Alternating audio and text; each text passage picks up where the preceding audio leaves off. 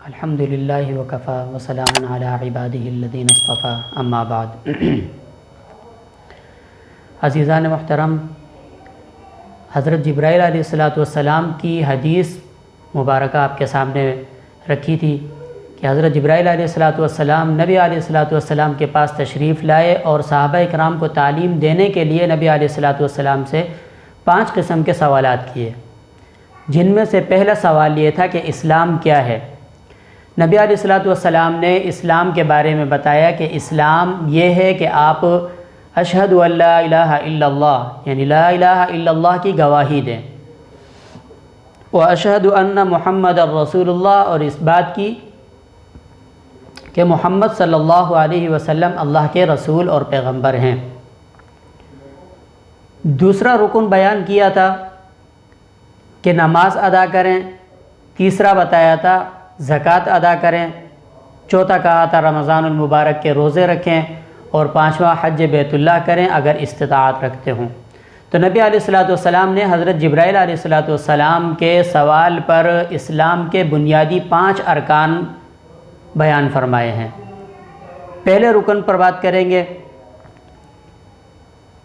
اشہد ان لا الہ الا اللہ، کہ ایمان اور اسلام یہ ہے کہ تو گواہی دے نہیں ہے کوئی معبود الا مگر اللہ، دنیا میں اگر کوئی معبود ہے تو وہ اللہ ہے۔ اس کو ہم کس طرح سمجھیں گے؟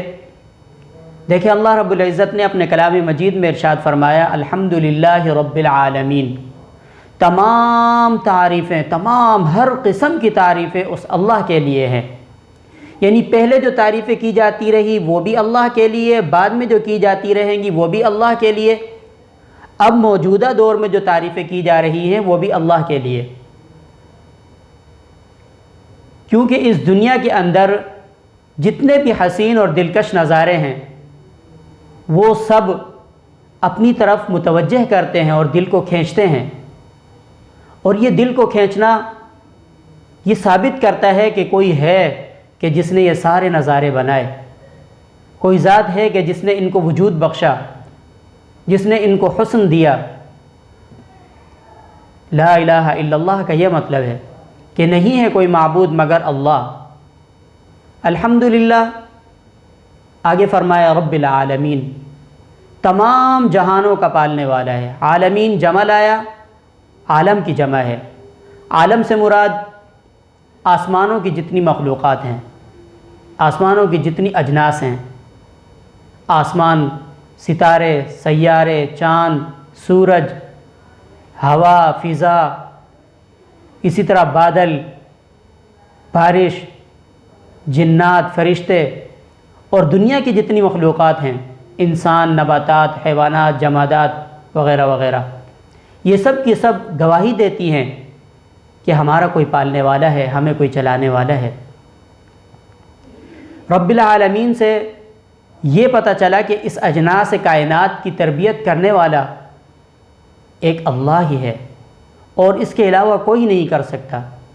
حضرت ابو سعید خدری رضی اللہ تعالیٰ عنہ فرماتے ہیں کہ رب العالمین، عالمین جمع فرمایا اس لیے کہ یہ دنیا جس کے اندر ہم رہتے ہیں، بستے ہیں، اس دنیا کے اندر آسمان بھی ہے، زمین بھی ہے، بادل بھی ہیں، بارش بھی ہے، سب چیزیں ہیں، جمادات، حیوانات، ساری چیزیں ہیں۔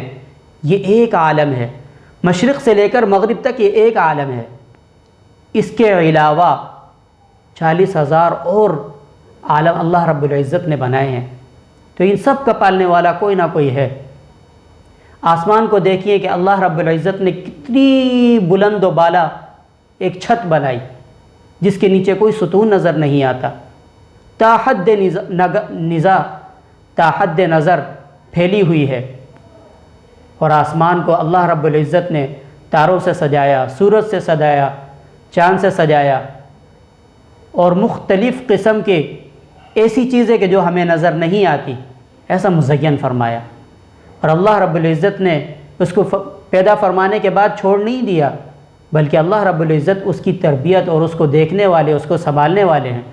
اللہ رب العزت ہر وقت اس کی نگرانی کرنے والے ہیں۔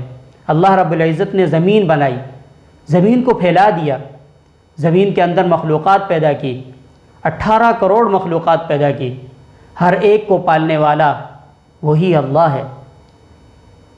جب یہ چیزیں انسان غور و فکر کرتا ہے اور دیکھتا ہے تو اس کے دل میں یہ بات پکی اور پختہ اور مضبوط ہو جاتی ہے کہ لا الہ الا اللہ، نہیں ہے کوئی معبود مگر اللہ۔ دیکھیں، آسمانوں کو اور زمینوں کو بت نہیں بنا سکتے، اس لیے کہ بت خود محتاج ہیں کہ ان کی صفائی ستھرائی کی جائے۔ انسانوں نے ان کو بنایا، وہ کس طرح ان کو بنا سکتے ہیں؟ تو ظاہر سی بات ہے اس کو بنانے والی ایک ہی ذات ہے اور وہ ہے اللہ۔ اللہ رب العزت نے جس چیز کو بھی دیکھی ہے اس کے اندر اللہ نظر آئے گا۔ ہر چیز کو وجود بخشا، ہر چیز کو بنایا۔ اللہ رب العزت نے اس طریقے سے بنایا کہ انسان کی عقل حیران ہو جاتی ہے۔ انسانوں کو دیکھیے، اللہ رب العزت نے انسانوں کو بنایا، ایک ہی جیسا بنایا، لیکن فرق ان میں کیسا رکھا؟ کسی کے اندر کلر کا فرق رکھا، کسی کو گورا بنایا، کسی کو کالا بنایا۔ یہ اللہ رب العزت نے بنایا۔ کسی کی زبان کون سی رکھی؟ یہ ساری چیزیں دلالت کرتی ہیں اور گواہی دیتی ہیں کہ اللہ رب العزت ان کی پرورش کرنے والے ہیں۔ تو لا الہ الا اللہ، اس بات کی گواہی دینا کہ کوئی معبود نہیں ہے مگر اللہ۔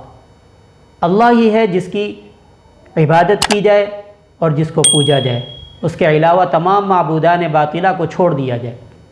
اللہ رب العزت ہمیں